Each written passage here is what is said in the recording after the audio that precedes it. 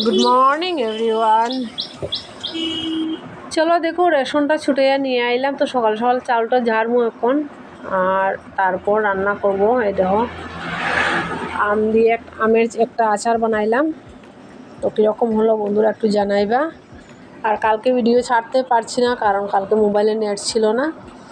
তারপর গিয়েছিলাম দেখো বাজারে গিয়াই দেখো কি মাছ, এত দাম আর কি মাছগুলো।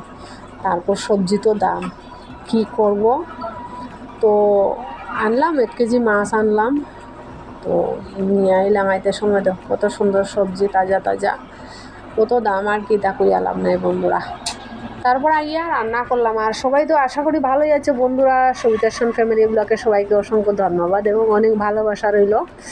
তো সবাই ভালো থাকো বন্ধুরা, সুস্থ থাকো, অনেক অনেক ভালোবাসা দিও। তারপর দেখো ওই দেখো আমের চাটনি বানাইছি, বাকল টাকল দিয়ে বানাইলেছি একলগে।